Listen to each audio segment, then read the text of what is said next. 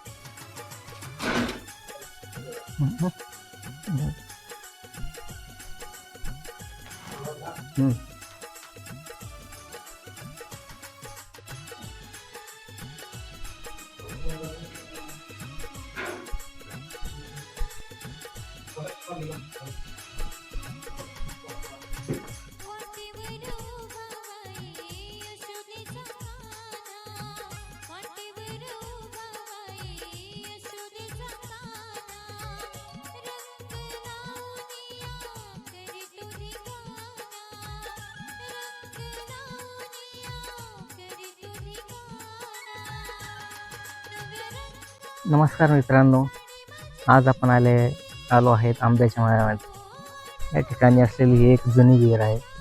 विहीर जशी खूप जुनी वर्षाची आहे, त्याचप्रमाणे याला पाणीसुद्धा मोठ्या प्रमाणात आहे. सध्या या विहिरीवर कमीत कमी 8 ते 9 मोटर आहे. एवढं असून सुद्धा पाणी अजून म्हणजे पाहिजे तसं दुसऱ्या विहिरीची पाणी पातळी खोल गेली तशी हिची अजून गेलेली नाही.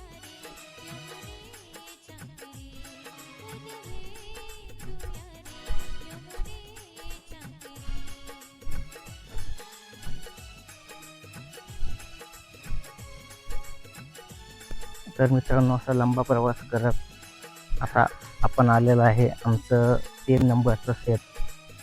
आता त्याचं नाव आहे खालचं खोडं म्हणतात. या ठिकाणी सुद्धा आपण एक ज्वारी पेरणी केलेली आहे.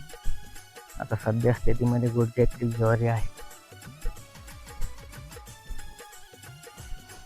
असं बघायला गेलं तर आमच्या जालना तालुक्यामध्ये रब्बीच्या पेऱ्यामध्ये ज्वारी ही सर्वात जास्त घेतलं जाणारं पीक आहे. कारण याच्यामध्ये दोन्ही पिकांचं पाण्याचा प्रॉब्लेम असल्यामुळे अनेक शेतकरी ज्वारीला पसंती देतात. चला तर भेटूया पुन्हा एकदा नव्या ब्लॉगमध्ये. जोपर्यंत राम राम.